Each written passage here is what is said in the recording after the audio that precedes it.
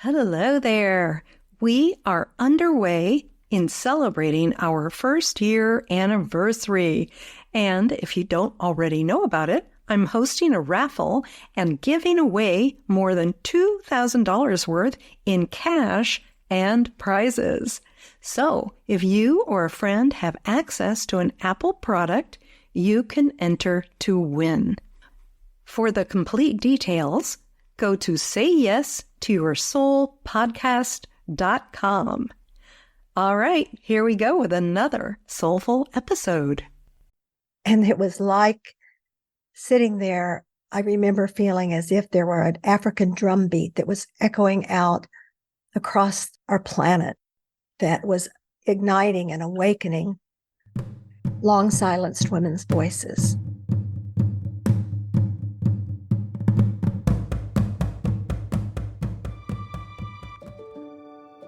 Hi there.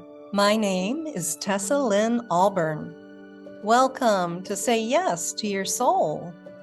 This is where we're going to talk about how you can get past your spiritual plateaus, raise your feminine energy, and express your true self with sparkle.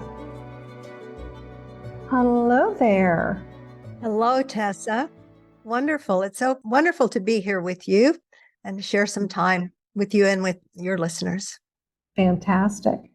As you can tell, we have a guest. Her name is Beth Harkins. She's an inspiring speaker and author of The Possibility of Everywhere, Casablanca to Oklahoma City, Kathmandu to Timbuktu. And she is a world-traveling women's circle leader. Beth has explored over 66 countries, revealing the transformative power of women's stories in manifesting our deepest desires. With a bachelor's degree in education and a master's in psychology, she is also a trained feminine power transformational leader, helping to foster a world of possibility for women everywhere. Then here she is again from Dallas, Texas. Beth. Hello, Tessa. Yes, I'm here. You certainly are. Welcome to Say Yes to Your Soul. What a wonderful podcast title. Thank you so much.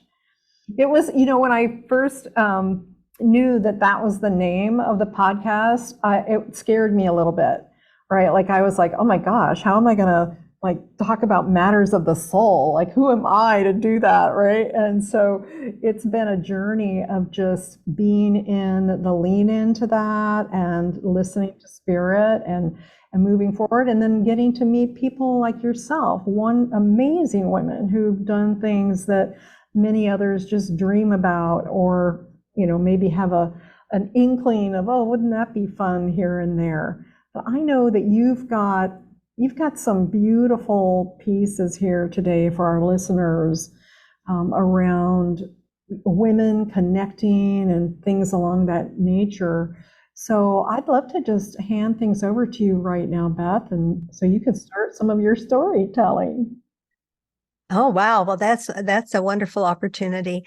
Well, first, let me say that Say Yes to Your Soul touches me deeply, touches my soul, and I congratulate you for having the courage to say that you're going to deal with matters of the soul. And that follows my own life journey. I think always seeking a soulful path and seeking the path that leads to the feminine soul, to our bringing forward our deepest inner longings and desires. And a lot of that had to do with what led me to write my book. And by the way, it only took me 2 decades to get it finished, because you have to finally come to the moment that you say, you know what, it's good enough, let it go. And that can be a challenge for us as women. And to let our possibilities come forward, we have to let go of perfectionism and self-doubt. Boy, do we ever. That's huge for so many of us. Yes. And so I enjoy sharing a story that really speaks to my why. And it takes me back to about 1998. It's a story that is told. My book is actually an autobiographical novel. I say it was told to tell the truth of my life. There are name changes and some details, but the stories are true, and the heroine's journey that is told is true. So if you and your audience would like to join me, I'm going to invite you to come along on a magic carpet ride. And we are going to Kenya, to the eastern border of Kenya and Uganda. And it can imagine, as our magic carpet is setting down there, that it's a hot, steamy day. And this is a remote farming village in a rural area of Kenya, where we will be prepared to meet a group of women. They are gathered under the branches of a wild mango tree, surrounded by mud huts with thatched roofs and with millet plants growing. These are women farmers who eke out a living. And today they have gathered in the space that had long been reserved for men. We know about places like that, right? And yes, that this particular shade that was rare in this village, the women had long been told that there were snakes there. And so it wasn't safe for them to gather. But these women had gathered snake sticks. And so they gathered with no fear, wrapped in their brightly colored conga cloth. They were a part of the Wasi Wasi women's group. And we gathered a group visiting to see the grassroots development programs that these women had created.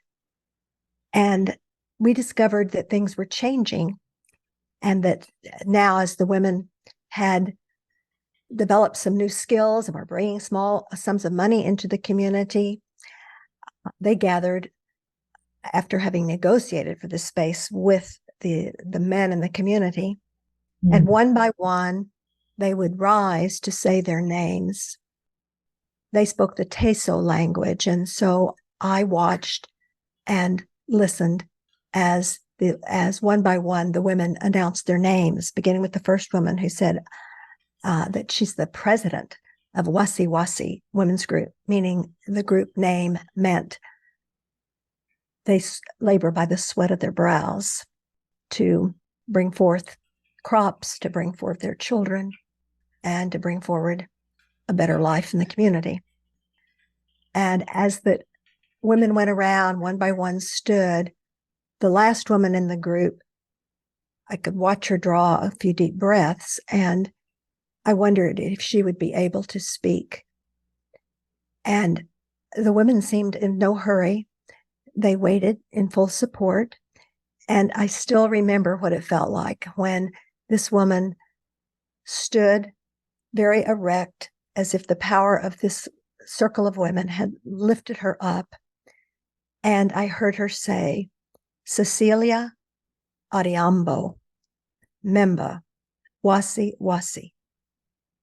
And it was like sitting there, I remember feeling as if there were an African drum beat that was echoing out across our planet, that was igniting and awakening long silenced women's voices. And, Tessa, that's when I knew that I wanted to be a women's story igniter, and that I wanted to bring forward my own stories, my own struggle, to feel at ease speaking, to feel at ease sharing stories, and to feel at ease with my deep essence, my soul power, my feminine power.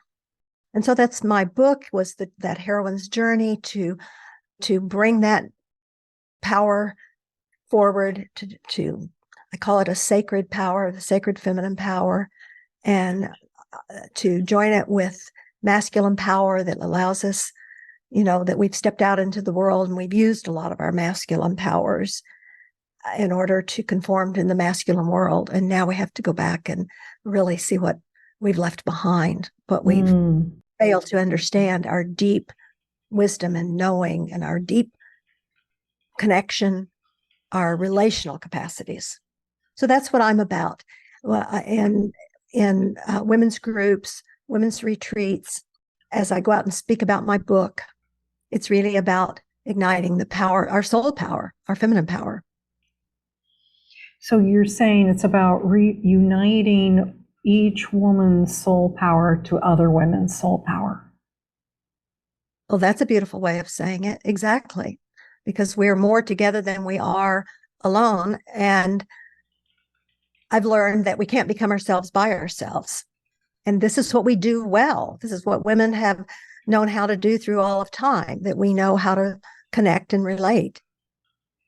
It's so true. And I love that we become so much stronger together.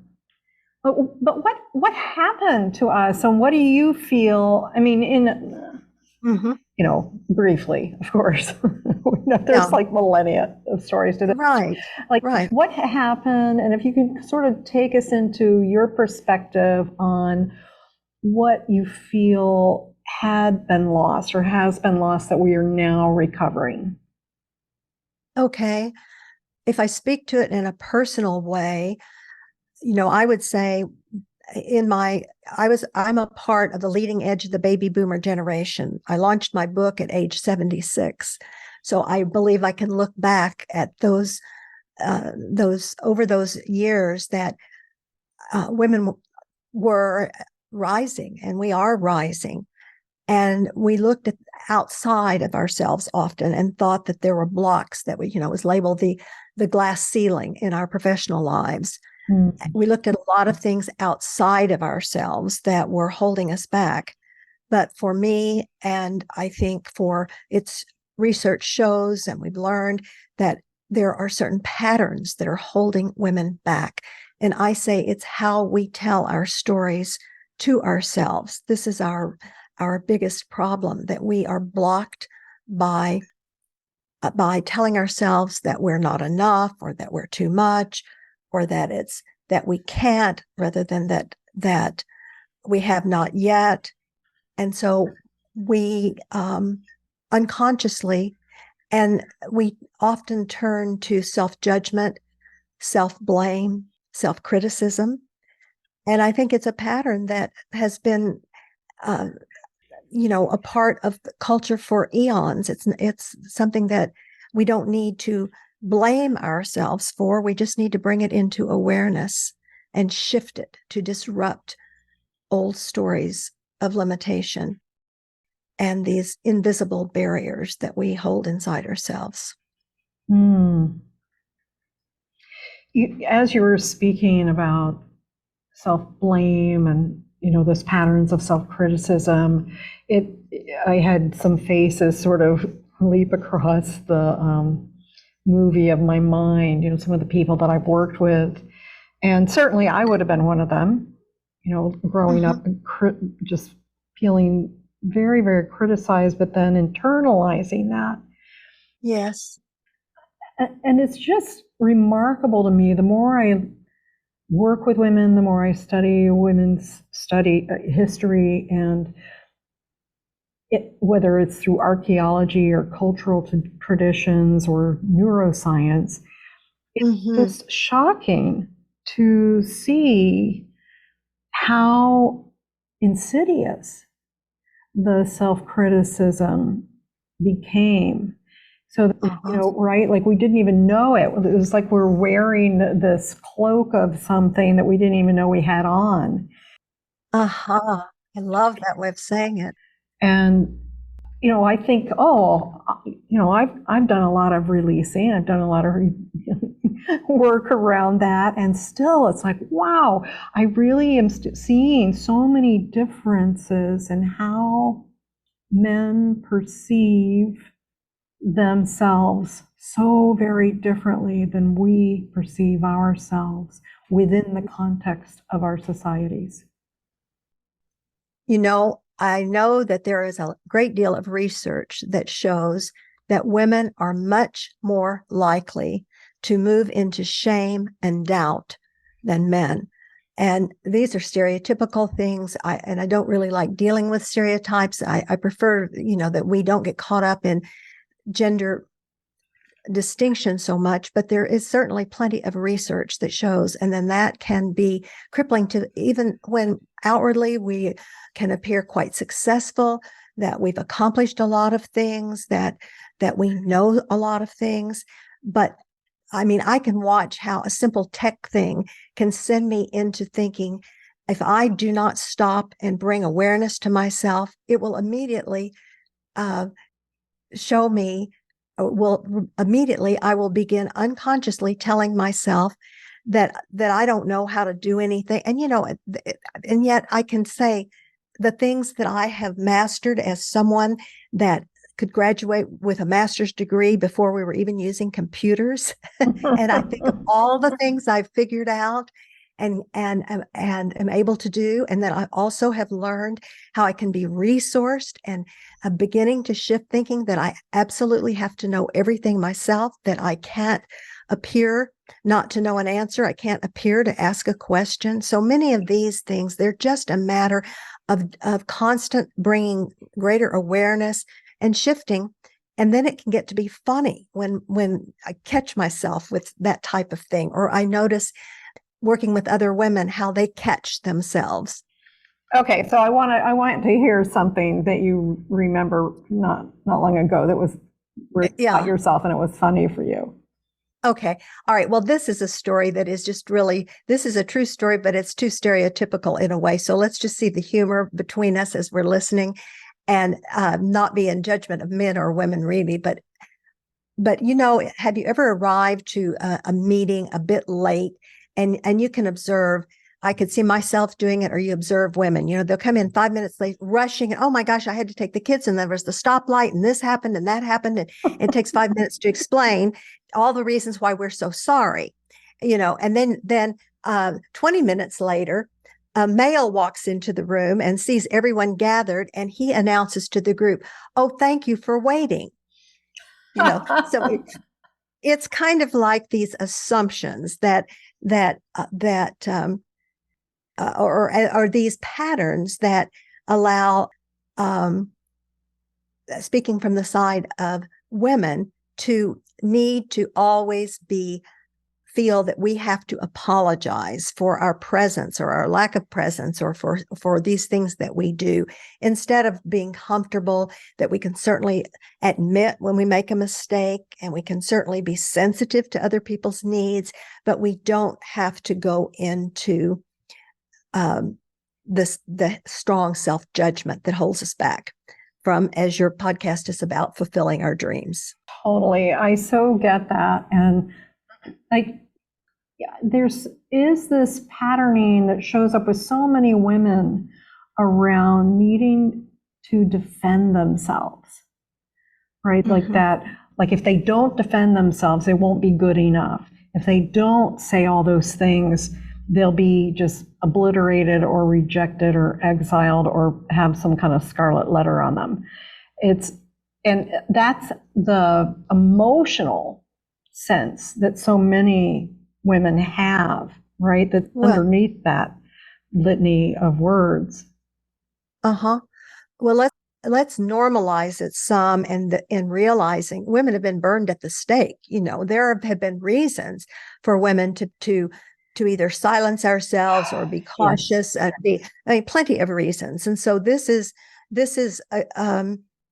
it's a part of a heritage. Now, there's also the pattern that we absolutely don't want to go into victim stance, acting as if we're victims of outside circumstances or of history or of any other something that we can use as an excuse, because there is nothing that is more crippling than for us to step into feeling that we are that we are a victim. Well, absolutely. That puts us in a place of complete disempowerment.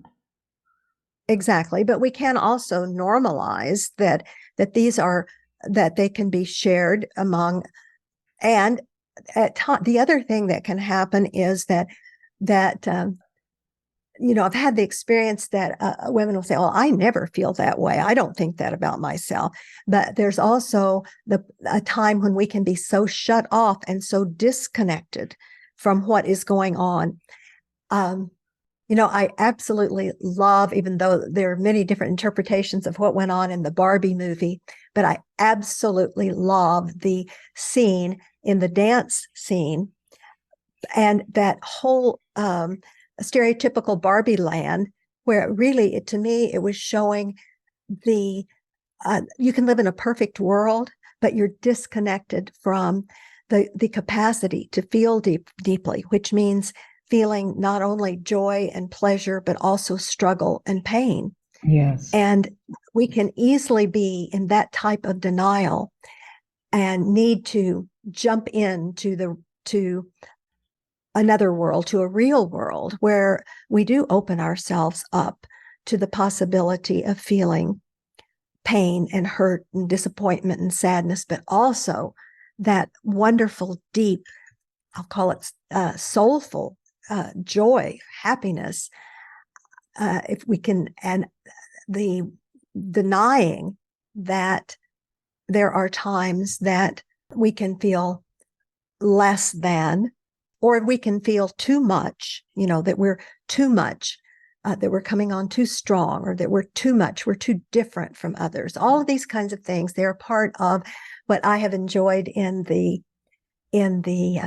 leadership coaching and facilitation work that I have done with Dr. Claire Zammit, that to learn more of these patterns and of ways of setting an intention to bring forward something different in a particular area of our lives. And I love looking at and listening to stories such as some of those in my book that came from many different circumstances around the world where I have observed some of these patterns, and especially observing circumstances in which I myself and others that I encountered are rising from these old fixed mindsets and limited beliefs and patterns. I love that. I have so many things I want to talk to you about. Oh my goodness, where do I start? I may have to have you back. Oh, that'd be fun. I could talk to you all day. Yes. Well, okay. So one thing I want to look at is this piece around normalizing. And if you were going to give some guidance or a suggestion to the listeners here today around normalizing what's really going on for them, or normalizing the self-talk, what would you say to them? What would you want them to know? I think my deepest knowing, something that I will share. I'm not one to give advice or suggestions. We can have plenty of that out there. But I think when I can turn in to listening to my own inner knowing, my own wisdom, and that whisper voice that's there, I refer to it as an inner GPS, an inner guidance system.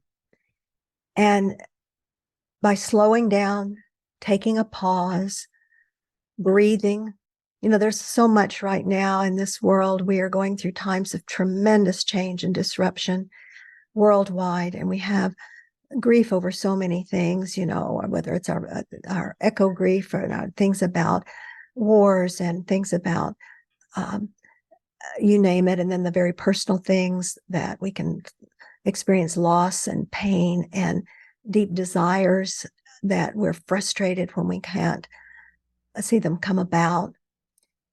And so I think that it is this tuning in to our deep, deep inner knowing. I mean, it's our sacred feminine power. That's what it is. And I believe that there is no greater force on earth than the power to create. That is feminine. And we create much more than babies. We can create possibilities in our life. We can create holding a sense that more than what we're experiencing in our world today, more than the limitations that we may see in our own lives, that more is possible. And so that's it. I think it's tuning inward and trusting our deepest knowing. Beautiful. So even when we're in like maybe we're having feelings of chaos, or we just had a momentary outburst and we're like, oh, wait a second. Yeah, that's all happening. But now let me tune in to the deeper wisdom, the deeper knowing that's also present. I like that. And with it too, the time in which this is another story I haven't thought about in a long time. It's in the book, being in Nepal. I was in Nepal trekking in the low. I mean, I was born in the flatlands, so this was not low, but it was below the snow line in Nepal. Yeah, like at 11,000 feet or something. Or... Yeah. And again, to meet some women's groups. But I had never heard of, at that time, back in the 90s, of the goddess Kali, the Hindu goddess Kali. And when I discovered that the fierceness of, you'd see images, and she had these, her tongue was hanging out, blood from it, and she had these skulls around her neck. And I thought, what in the world? I mean, what is this? And that this was an image of divinity. I didn't get it until I realized that it was about fiercely holding that which must be transformed, that which must be changed, destroyed, to bring forth something else. And you can think of it in the exterior world, but also those within ourselves, those things that are denying our divinity that we came into the world with, our essence, whatever word you want to use with it, our deep spark of the divine. And I realized that can be both fierce and tender. That's what the goddess Kali represented to me, both fierce and tender. So in those moments when I feel very tender, either tender towards someone that I want to show compassion and love for, or tender, especially towards myself, that I either got so upset about something that was upset with myself, and get back to claiming that I have this spark of the divine within me. That was an enlightening moment over time, and that's a reminder that I have to give to myself. But I think at first, for some reason, I first became aware of that in the mountains of Nepal. Isn't that odd? But that's where I felt it. And I felt it both, as I said, both with a fierce and a tender compassion that I was directing towards myself to start with. So the fierceness of certainty, the fierceness of knowing, and almost like the fierceness of a protector bear, let's say.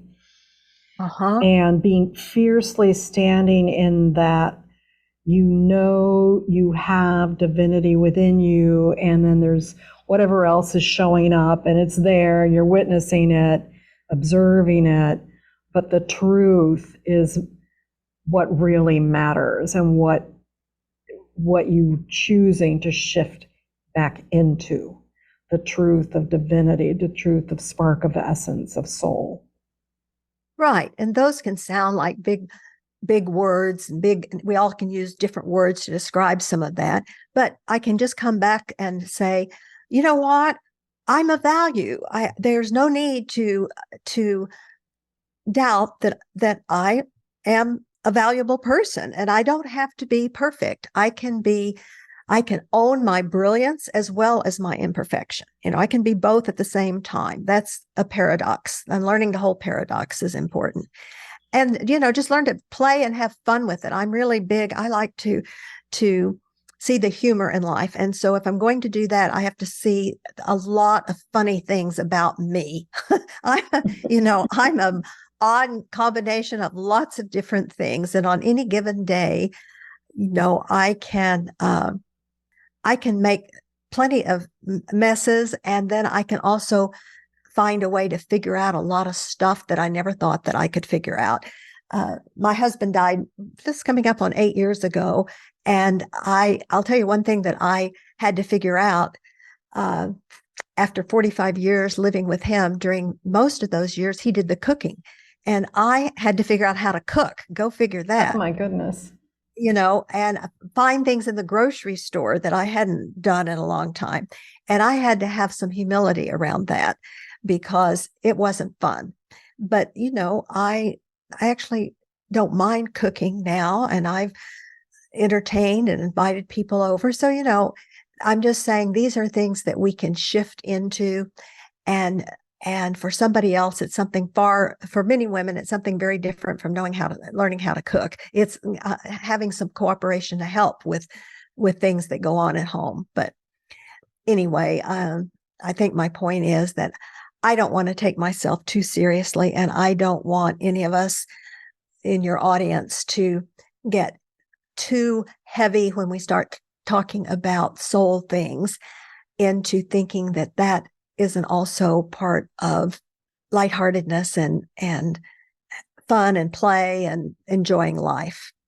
Yes, indeed. Well, okay, so we were just talking, my entire internet just got had a hiccup, but we were talking about play and bringing that in, and I'm so on board with that. I think a big part of soulfulness, it is that playfulness. It is the innocence. It's the willingness to, run around or stand under the moon and howl at it on a full moon night. It's bringing play in even as adults. It's a very soulful thing to do. Absolutely. So I'm curious, Beth, along the spirit of play and fun, I want to know, what was one of the worst things that you cooked for yourself? Oh, well, all right. I will tell you that the first Christmas after Gary died, I was convinced that, I wanted to continue and have my family, and I invited somebody over. We're a small family, my daughter, my grandson, and my son-in-law, and another person was invited. And the table, I'm very good at decorating tables and flowers and all of that. And I would do that part, the fun part, and not do the cooking.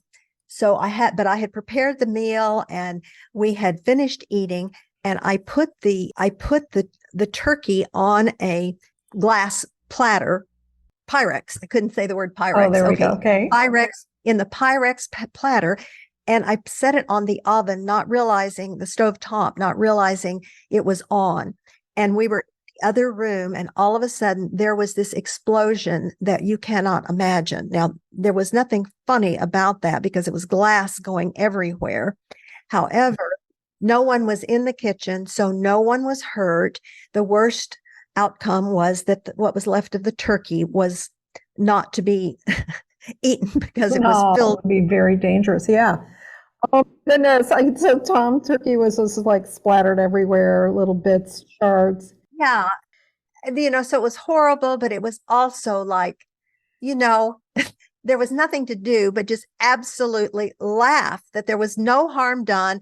I had tried my best, and then here was this explosion, and I could either burst into tears or I could burst into laughter. And it just felt more like laughter at that moment, the ridiculousness of the whole thing. And so I don't know why I shared that story, but it popped into my mind. It's very funny. And, we put so much intensity, and holidays and these dinners or whatever, we're trying to impress people or make sure everybody's taken care of, be the hostess with the mostess.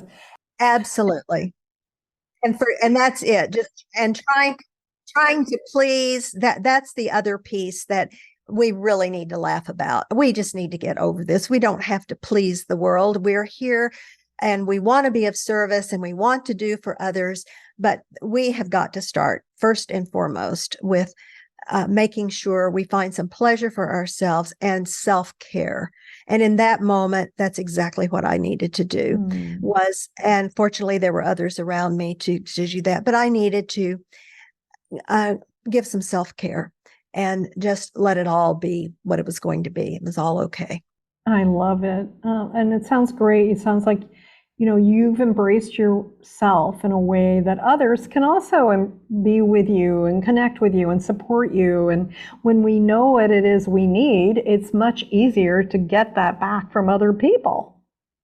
Exactly.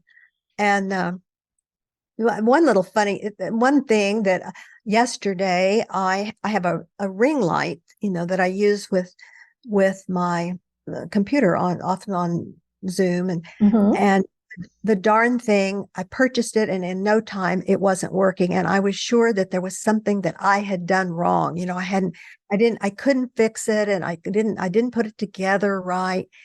And so I took it back, and I was ready to say 12 things about explaining that, I don't do well with putting things together. I'm sure I put it together wrong. Instead, I just took it back and I said, this is not working. It worked and it quit. No explanations, no I'm sorry, no anything. Yay. And the high-tech person that was working at Buy for Less took it and took a screwdriver and played around with it and did 100,000 things. And actually it just wasn't working. So, it just quit working, even though it was just not even a month after I had purchased it, but it wasn't anything that I did. And so I was so grateful that I hadn't prepared this long spiel about, I just took it in. You didn't make it about yourself. It was just like, oh, the piece of equipment's not working. Yep. Wasn't about me. No. Exactly. Well, this is such a pleasure to have you here today on the show. I want to make sure that everybody knows how they can get in touch with you if they want to reach out and know more about your travel, and stay on top of what's happening in your world. Well, thank you. My website is my name, Beth, Beth, Harkins, HARKINS.com. You can go there to sign up for the newsletter, watch for new comings, new courses, as well as for after the first of the year, a women's retreat that I am particularly interested in focusing on those women who are in the second half of life, especially now I'm focusing on women in their 60s and 70s and what I call our sage stage. Yes, indeed. So you can watch the website for more about that. Okay, fantastic. So they can get your newsletter and find out what is happening in your world and what new countries or that you will be traveling to or taking people to as well. Right. And get a copy of my book, The Possibility of Everywhere. Absolutely. We'll put the link to Amazon in the show notes as well, so people can get it there. Thank you, Tessa. Thank you so much for your time. You're very welcome. I'm so glad you were here to share some of your sage wisdom with us today, Beth. And I just really appreciate your perspectives and, everything that you have witnessed in the world and the way that you've sort of brought it to us in your own storytelling way. And, it's like I felt like I was there with you under the mango tree, and I appreciate that. Thank you so much. That's it for today, ladies. Bye-bye for now, and light and blessings to you. All right. Thank you for joining us for this week's delicious episode. Before you jump off, I wanted to remind you to get entered in the raffle this month because I'm giving away more than $2,000 worth of prizes in both private sessions and actual cash. What are those prizes, you ask? Well, one of them is a private 75-minute soul light healing session with me. And that can be healing on various levels. It might be releasing trauma or tuning up your body or your emotions or clearing things like past lives and karma that's been, energetic debris holding you back. This session can be very helpful and sometimes have dramatic results in relationships, money, and in your health. And we're going to do that together on Zoom, so it doesn't matter where you live. The second prize is a 60-minute coaching session with me, and that's also going to be on Zoom. So if you want support or clarity for your goals, like help with getting started with a project or just creating an action plan, that is going to be an amazing session. You'll be surprised at how much you come away with. The third prize is a personalized meditation that I will design especially for you. And of course, it's going to be yours to keep.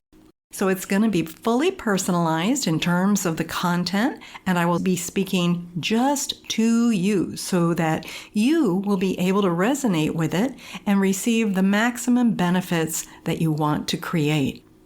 Okay, now for the fun stuff, the cash. I have several cash prizes in various amounts. I've got several $50 prizes, $75 prizes, and $100 prizes. So you can see there are many opportunities to win here, and I just want to encourage you to be sure to play because you do need to play to win. All monetary prizes will be delivered through PayPal or Wise. And if you have a different currency, it'll be automatically converted for you. So as long as you have access to an Apple device, you can play. And all the instructions are available on our website at sayyes2yoursoulpodcast.com. That's sayyes2yoursoulpodcast.com. And if you need any support in completing your raffle entry, my team is ready to help you with that. You'll find their email on our webpage as well. So that's it. All the best to you, and may you say yes to your soul.